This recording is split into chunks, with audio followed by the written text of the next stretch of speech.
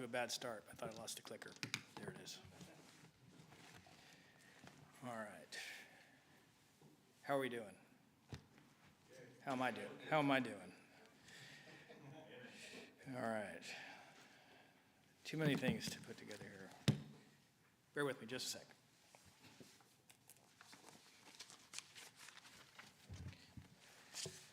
While I'm getting ready here, I will admit, I got a little tired of typing out some of the verses, so the references are just going to be on my PowerPoint. I'm going to ask you to read, so if you don't mind, I appreciate the assistance. It won't be terribly difficult. Some of them are only like 8 or 9 verses, and none of them are that long. So, all right, so we're going to start off. So this is Character Matters, right? And interestingly enough, it's probably been 20 years ago. I don't know if Pastor would even remember this, but we were picking out topics, by the way, about 2-3 months ago. And the one that was on top happened to be the one that I picked up, and it was what I'm going to teach about here in just a minute. I won't give it away quite yet. But it cast my mind back to a men's retreat, and it was in 2004.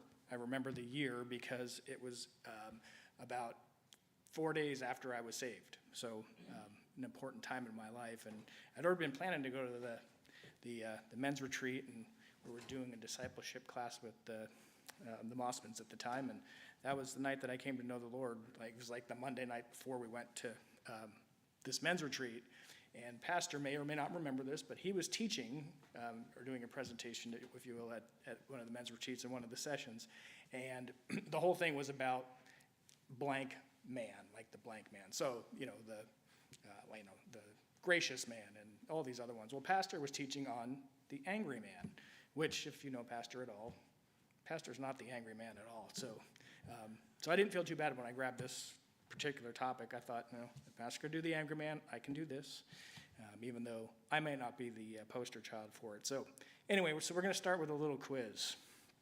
Here's the question: which is worse, ignorance or apathy? I knew Kevin was going to be here. He'd have the answer to all of these. Or if Kevin was here, I don't know, and I don't care. What's that got to do with character? Well, they're both character qualities. Not either one of them are good. Neither one of them are what we're going to teach about tonight. But anyway, just to get our appetites wet for character matter things. So, but there is going to be a quiz, and the quiz is coming up. You're going to have, I'm going to say 30 seconds, but I'm going to kind of count in my head, so it might be more or less. I'm the judge. I get to decide. I'm the one up here with the microphone. So you're going to see 2 pictures. When they pop up, you're going to get 30 seconds to look at them, study them really hard, and I'm going to ask, if you can raise your hand, what the difference between the two, or there may be more than one difference, but ask what the differences are between the 2 pictures. So everybody you probably played this in 3rd grade. So cast your mind back, or not, some of us way back, some of us not as far. Okay? Here they are. Maybe.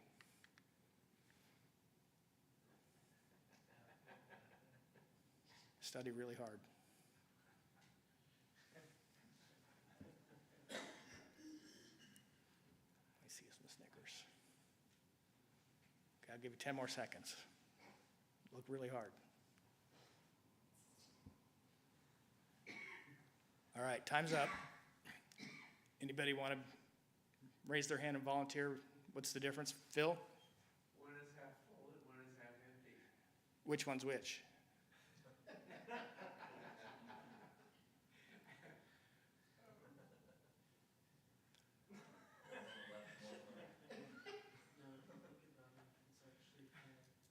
No? One on the left is half full. So close. The one on the left is the one that's half empty. The other one's half full. But you had the right idea. Obviously, they're identical pictures, right? So tonight's message is on contentment.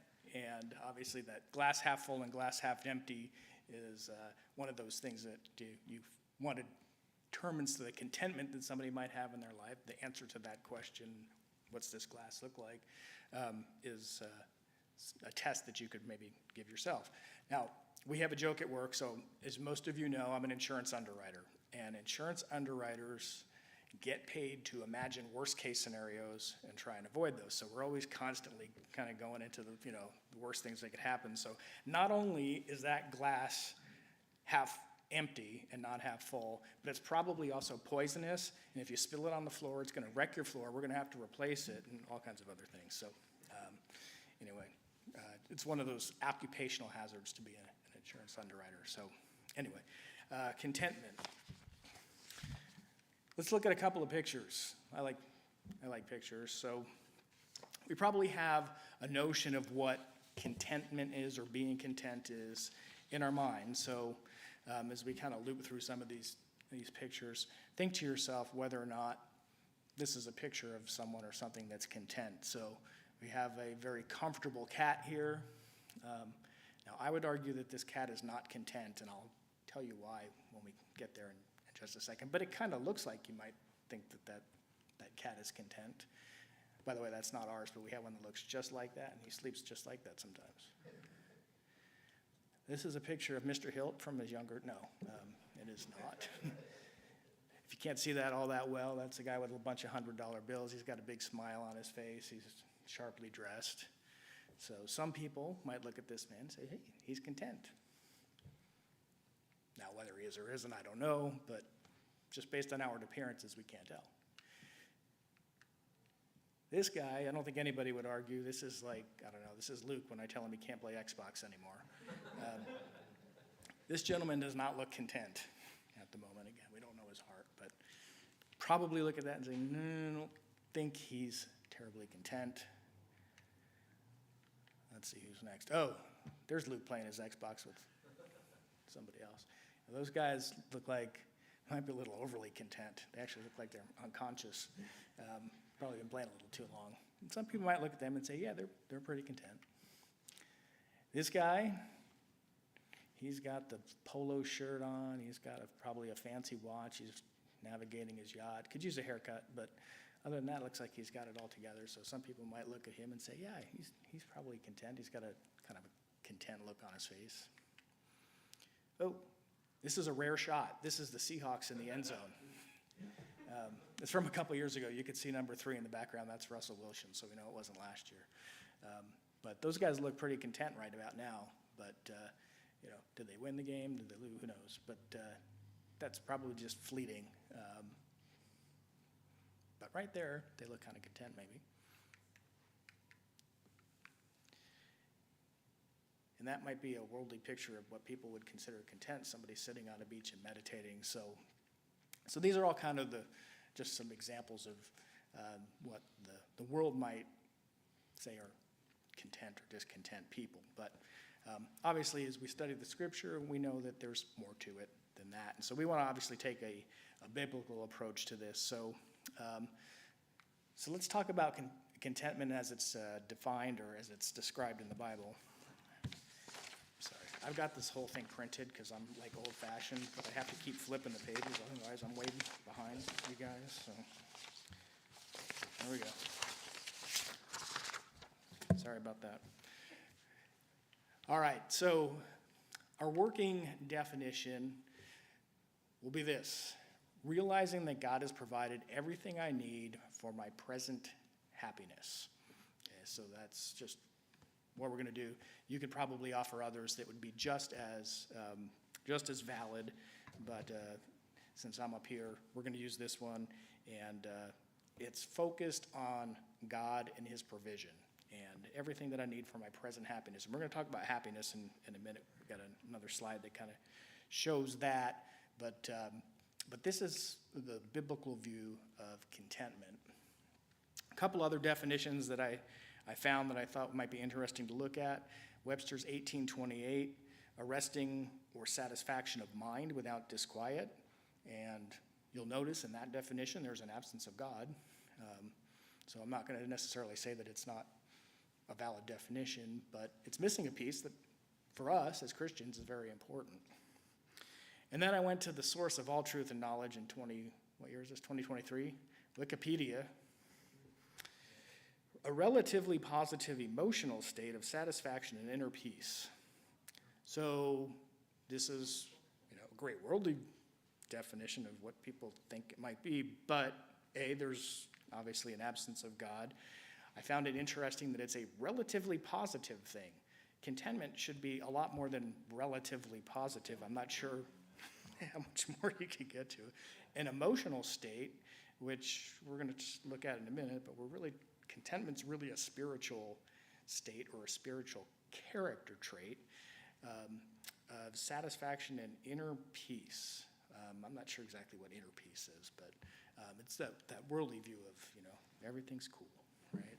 So anyway, so I think the usefulness of those definitions as you work down that slide probably go down as well. Our key verse comes from 1 Timothy chapter 6, verse 8.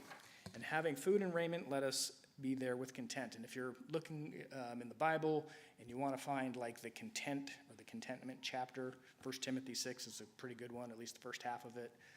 That's where quite a few of the texts we're going to look at today come from. So, add it to that, like 1 Corinthians 15 is the resurrection chapter. Put that one in there as your go-to if you ever want to look up something in contentment. We'll look at some others, but this is written by the Apostle Paul, and it basically it tells us, you know what, if you got food and clothes, you're doing all right.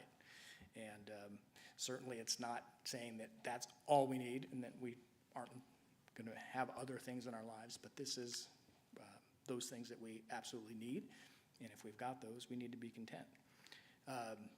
Another one from Hebrews 13:5, let your conversation or your lifestyle be without covetousness, and be content with such things as ye have. For he hath said, I will never leave thee nor forsake thee. And that's the root of why we can be content. The Lord's told us he will never leave us. He will never forsake us. And so with that, what more do we need, really? What more could we add to that?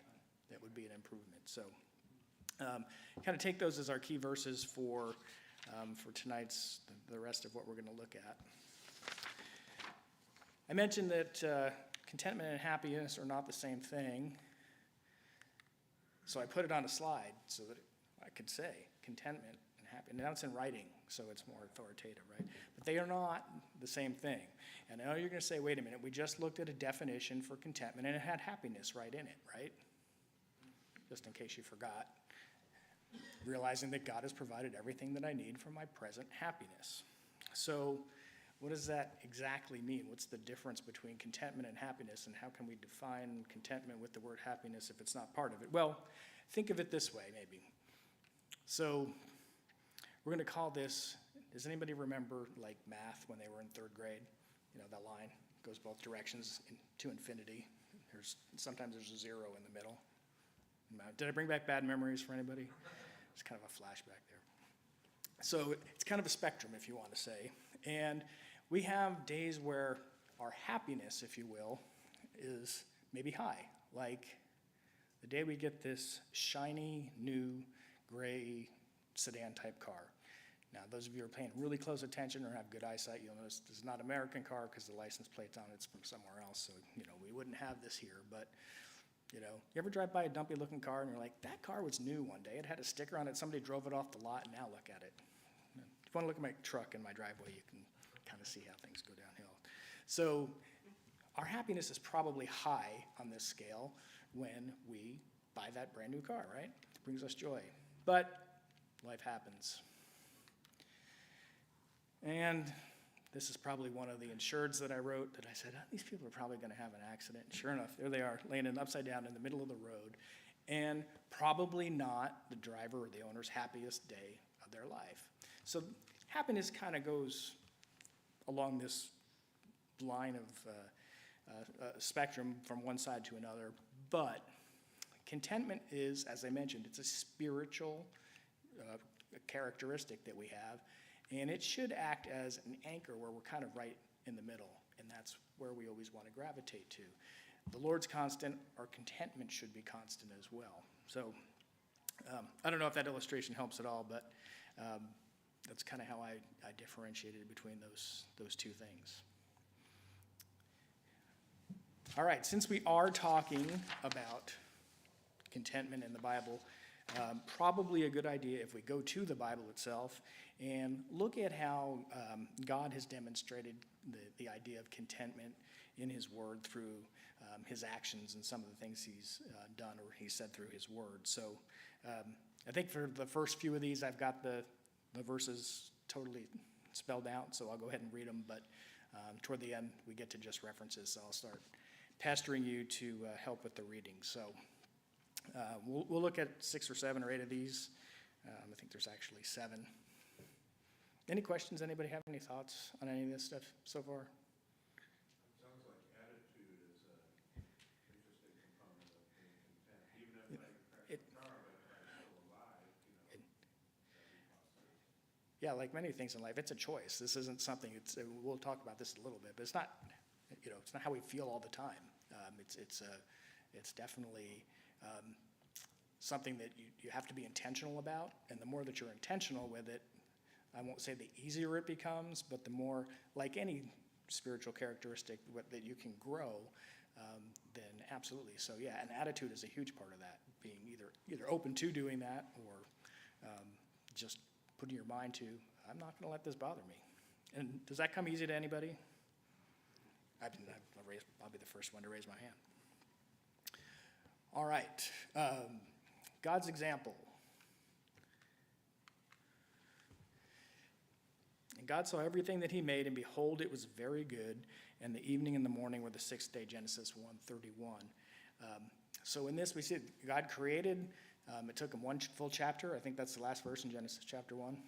And he stood back and said he was satisfied with what he had created. It was very good. So he's showing us that we can work and we can be satisfied with what we've done, what we've created. That was his example to us. Now, obviously, we're not going to create what he did, but certainly that attitude or that characteristic that he's demonstrating there is something that we can certainly try and follow.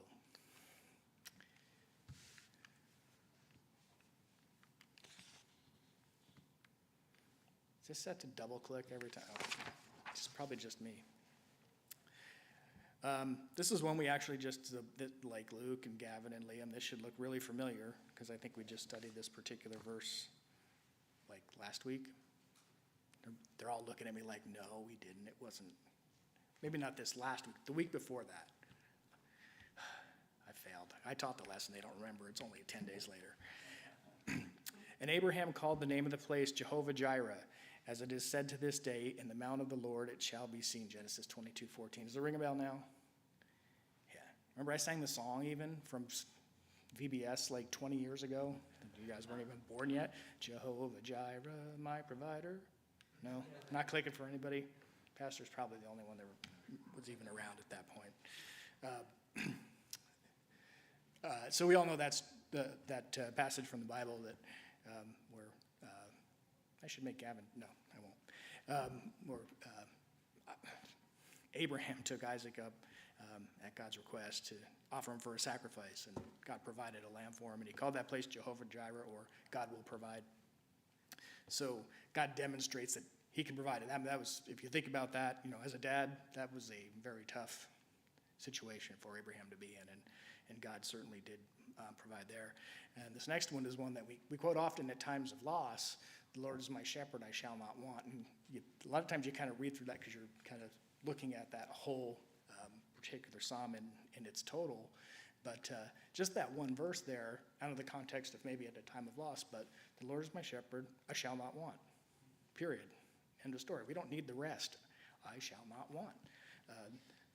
God ensures us that we will not lack for anything. And just as with his demonstration with Abraham, he will provide for us.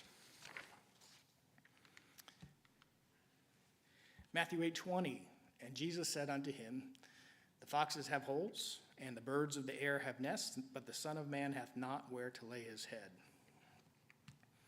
So Jesus was content with the absence of physical comforts.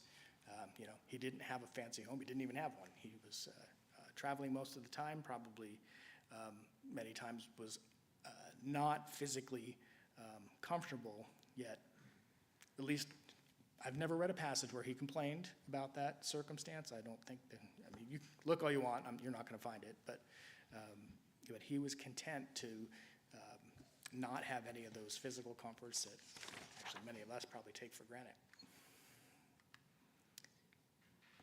All right, this is where I got tired of typing, so since I'm staring right at Mr. Lear, would you mind popping open to Philippians 2, 5 through, and if you don't mind reading all 4 of those, that would be great.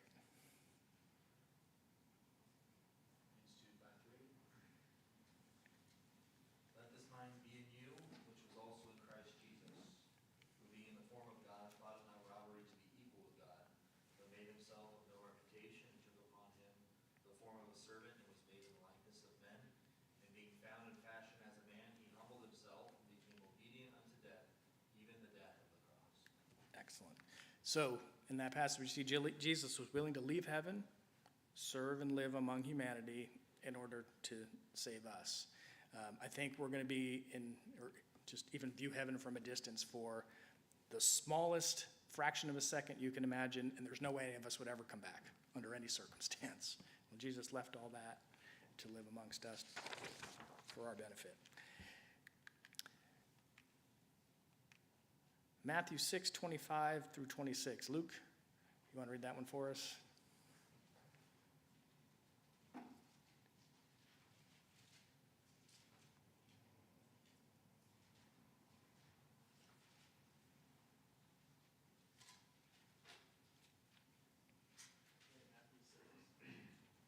Matthew 6, yeah. New Testament, first book.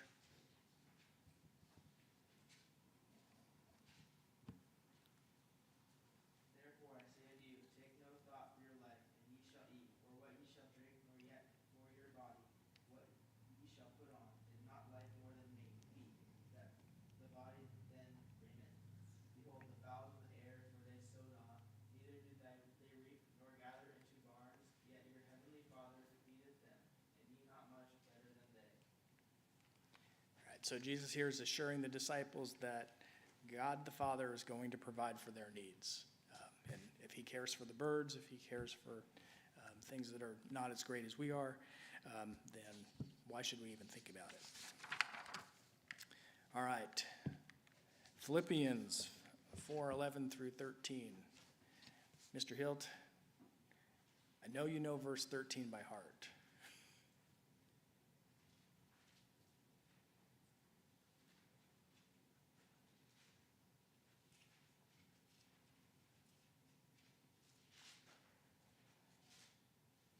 Not that I speak in respect of want, for I have learned whatsoever state I am, therewith to be content.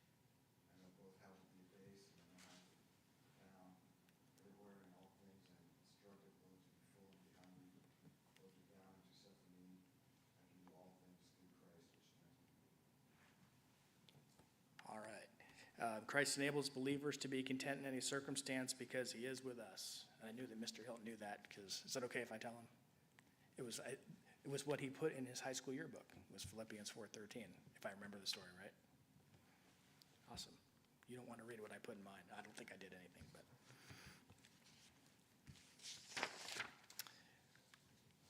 All right. Acts 1:8. Gavin, you want to read that one? I love asking Gavin to read because he's got this watch. He's got a Bible on his watch. I mean, I got this stuff in big print. I can't even read it. And he can look on a little watch and get a whole verse on there and read it. And he's fast, too. But ye shall receive power after that the Holy Ghost is come upon you, and ye shall witness unto me both in Jerusalem and in Judea, and all Judea and Samaria, and unto the uttermost parts of the earth. Okay, so the Holy Spirit indwells us, and it empowers us to do those things that God has asked us to do. We can be bold witnesses or whatever it might be. We're not doing this on our own strength. He also helps us out in helping or asking us to do or helping us not to do what we shouldn't. This one I actually wrote out. There is no temptation but such is common to man, but God is faithful, who will not suffer you to be tempted above that ye are able, but will with the temptation also make a way to escape, that you may be able to bear it. All right, so these are all examples of what God has shown us in his word and his provision for us so that we can be content. We don't have to rely on these things. We can take, I don't want to say take for granted. That is absolutely not the way I mean that. But we can take as a certainty that God is going to provide for us and meet our every need. So in that sense, contentment is obtainable, right? It's creating this expectation. Yeah, we can do this, right? So how do we apply this in our lives? Exodus 29 through 11. Mr. Preston, do you mind reading that one for us? Let me just run one ahead. Kevin, can you do Ecclesiastes 5:10? That's going to be the next one. I'm ready when you are. Okay. 6 days shalt thou labor and do all thy work, but the seventh day is the Sabbath of the Lord thy God. In it shalt not do any work, thou, nor thy son, nor thy daughter, thy manservant, nor thy maidservant, nor thy cattle, nor thy stranger that is within thy gates. For in 6 days the Lord made heaven and earth, the sea, and all that is in them, all that in them is, and rested the seventh day. Wherefore the Lord blessed the Sabbath day and hallowed it. Okay, so some questions we can ask ourselves if we want to stay in check with this. God created in 6 days and rested on the seventh. And, you know, as men, we kind of like to try and do everything, right? Without asking for direction or help or anything like that, because that's a sign of weakness, right? We never do that. But are we content with what we can accomplish in 6 days? You know, obviously some of us have some demands that are placed upon us, but, you know, we've been instructed. We work 6 days, we rest on that seventh day, and do we try and squeeze more in on that seventh day than we should, or do we try and take on too much and we let some of the other things in our lives take over in places where it shouldn't? Are we content? Are we content with the clicker? Are we content with the resources we have to work with during those 6 days? I don't know how many times I've been out working at my house, and I'm like, oh, I wish I had, or I need whatever. Like, I don't. It's just going to take me a couple minutes longer to do it without X tool that I don't have at the moment. So are we content with the resources that we've been provided with? And are we content with the responsibilities we are committed to during these 6 days? Or do we just kind of, oh, I wish I didn't have to do this, or oh, someday I'll have free time, right? All those things. Those are responsibilities God's given us. And so we need to check our contentment meter when we might be starting to go in that direction and complain about that. All right, next one, Ecclesiastes 5:10. We'll skip 1 Timothy 6, 9, and 10. You can read it later. This will convey the thought. He that loveth silver shall not be satisfied with silver, nor he that loveth abundance with increase. This is also vanity. All right, so this is talking about finances, and I don't want to step on anybody's toes, start getting into places where people don't want to go, but question to ask, are we too focused on financial gain? Now, hopefully we're not, but a lot of the world certainly is, and it's definitely something that an area in our lives where discontentment can certainly creep in if we're too focused on the gain. So how many times a week do you check your 401k or other investment accounts, just as a kind of a gut check? If it's like 6 times a day, that's probably too many. Now, I'm not suggesting you shouldn't have these things, and that's not, totally different lesson, planning for the future, but we probably all at least are aware of somebody that's a member of our life, some capacity or another that they're focused on that. I worked with a guy years and years ago, and he was probably a couple years older than I was, and this was a long time ago, so I'm going to guess he was like 30. And he had planned out his retirement income, how much he was going to have when he was 65, so 35 years, down to the point where he said, I just need to find another $100 a month, and I'll be all set. Really? Okay. Ironically, or not ironically, about, I don't know, a couple years after that, our company downsized us all. We all lost our jobs and, wound up moving to Florida or something, worked for different companies. So, I'm sure his plan had to change. But so again, it's okay to do some prudent plan. I'm not talking about that. But is this something that's so foremost on our mind that we're obsessed with it? And how much wealth would be enough? You know, pastor's mentioned it many times, and there's all kinds of studies that, well, if I just had $100,000 in the bank, I could relax and be fine. And then if you happen to get to that point, well, if I just had another, and if I just had another, and that's what that verse was talking about, you know, how much silver is enough? More, right? That's what everybody wants, more. So something to just keep in check in our lives to make sure that we're not focused on that. God has a way of working some of those things out too, by the way. You know, if you're kind of feeling like, hey, I just got to, you know, whatever, I'm feeling pretty good, I'm going to move on, and then, I just blew a transmission and I need to replace that. Sometimes he teaches us in that way. I lost a car this week, so I'm sensitive to that. All right. Matthew 6, 19 and 20. Who haven't I picked on? Mr. Cox, would you mind reading that one for us? Oh, it's right here. I didn't click. Matthew 6, 19 through 21.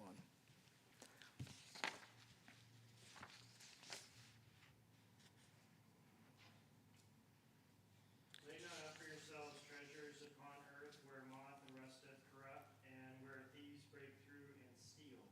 But lay up for yourselves treasures in heaven, where neither moth nor rust doth corrupt, and where thieves do not break through nor steal. For where your treasure is, there will your heart be also. All right, so important words from our Lord and Savior. So, are we too focused on accumulating stuff and, you know, stuff that's maybe not money? One question asking, how many collections do you have? I don't know why I thought of this, but I can't even think of his name now, the guy that used to host The Tonight Show. Thank you. Yeah, funny joke. How many cars does he have in his collection? Because I think that's what he's well known for, like hundreds, right? And they're all worth, I don't know how much money, right? And how many cars do you need? Really? And again, it's okay if you have little things that you collect, but is that replacing some of the other things in your life that are more important? And it doesn't have to necessarily be physical stuff, and I specifically listed some things here that I'm, you know, based upon the results. I'm certainly not accumulating too much. So your golf handicap, you know, like, well, for those of you who aren't golfers, you know, if you're really good, your handicap is low. So some people are like obsessed with it. Like, oh, I'm at 2.2 today. You know, I played 3 times last week. You know, my handicap will prove that I don't play very much golf. Physical fitness, you know, some people are just obsessed with that kind of thing. A pristine yard, if you've ever been to our home, you know that we're not obsessed with that. And it gets worse every year. Gophers have taken over. So just some kind of questions to ask yourself from time to time. Here's a little secret. You can't take any of it with you. You all knew that, though. For we brought nothing into this world, and it is certain we can carry nothing out. That's another one from 1 Timothy chapter 6. And the last one I think I needed someone to look up. Chuck, do you mind looking one up for us? 1 Timothy 6:8.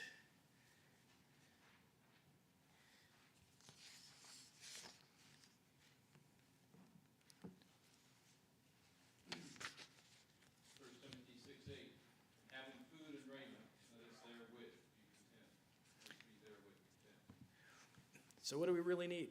It's a good question to ask ourselves. And if we don't need it, should it really affect our contentment, or should we be discontent because we don't have it? So a lot of this kind of amounts to that, covetousness, and it is sort of the enemy of contentment, and it's a ticking time bomb, and if you let it get too far, it blows up, and you have no contentment. Very remedial PowerPoint skills, but, you know, I had fun with that. I'm going to go ahead and skip these two for sake of time. But this is the answer to all these questions.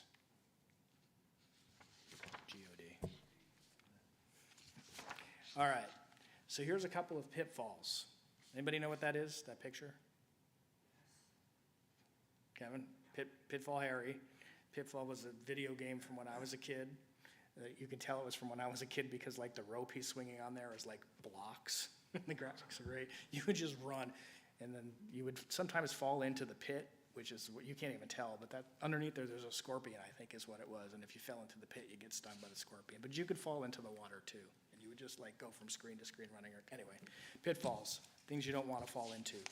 So here are just a few things that may be pitfalls, things to watch out for if you don't want to become discontent.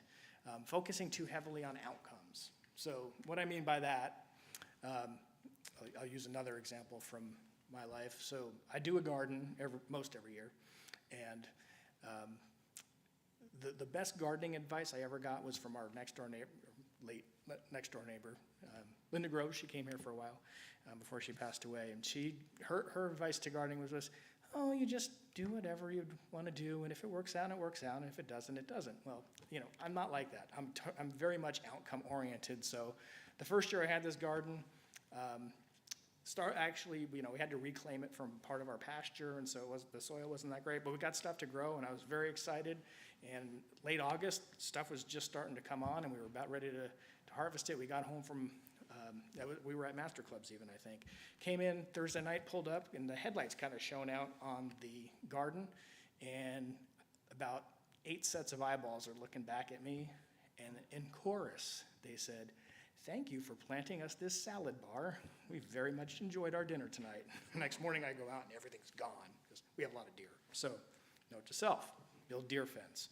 So, the idea is that don't necessarily think about playing sports or something like that, or playing golf. It's not always the score that you shoot. There's a lot more that goes into it, and that's true with a lot of things in life. And if you just focus on how things turn out, there's a tendency that you kind of focus back on all the negative, maybe, if it didn't turn out the way intended, and you forget all the good things that happened. Like, okay, I got out for 4 hours to play. I keep going to golf. I know some of you don't like golf. Whatever it might be, fishing. All right, I didn't catch any fish, but I got out on a beautiful day. I got to enjoy God's creation and get away from my cell phone and my computer for a while, even if I didn't catch any fish. So focusing too heavily on outcomes. Focusing too much on non-spiritual things. We kind of covered that with a lot of things, but if you start to worry about stuff, it's definitely a trap for potential discontentment. And comparing yourself to others. And this can be in all kinds of different ways. I mean, when you're younger, like, oh, I wish I was taller, I wish I was faster so I could be a better football player or a basketball player or whatever your sport of choice might be. Now it's, well, I wish I had that car that so-and-so has, or, well, my wife doesn't make dinner for me every night. I really wish that I had someone who was like X's wife. Well, you start doing those things, and those are all seeds of discontent in your life, and you're going to start focusing on those negative things. So if you start to find yourself comparing yourself to other people, stop. Really no reason to do that. So a final thought. Does anybody know who that is? It's written underneath the picture, so if you can read, you know who it is. This is Fanny Crosby. If you don't know who Fanny Crosby is, search through your hymnal. You'll find her name in there a few times. I learned something that I did not previously know about Fanny Crosby. I had always thought that she was born blind. And she almost was, but not quite. She was like 6 weeks old or something like that. And she had something was going on with her eyes, and her parents couldn't get the normal doctor that they ordinarily would have gone to see, and they found somebody else who gave her some poultices to put on her eyes, and it wound up taking her eyesight. And so she wasn't born blind, but she wasn't very old, so obviously she never had any recollection of ever seeing. But years later, she wrote this in her journal. When my dear mother knew that I was to be shut out from all the beauties of the natural world, she told me that sometimes Providence deprived persons of some physical faculty in order that the spiritual insight might be more fully awake. I made up my mind to store away a little jewel in my heart, which I called content. This has been the comfort of my whole life. And the particular hymn that we're talking about is Take the World to Give Me Jesus. You've all heard of that. And that came about as she and her husband, who was also blind, weren't well off financially, and they went to go visit a neighbor, and the neighbor started complaining about some of the circumstances that he was in, and Fanny Crosby's reply was this: well, take the world and give me Jesus. And later she wrote out that was the start of the hymn, Take the World and Give Me Jesus. And She said this also in closing: "I believe the greatest blessing the Creator ever bestowed on me was when he permitted my external vision to be closed. The loss of my sight has been no loss to me." So just an example from someone, a great person of the faith, in a lesson in contentment. And most of us would probably have a really hard time even imagining what it would be like to never have seen. How do you describe the color red to somebody who's never seen it before? But yet, here's someone who was incredibly spiritually mature and wrote these beautiful songs that we still sing today. So I went 2 minutes over. I apologize. I appreciate your attention tonight, and we will see you on Sunday.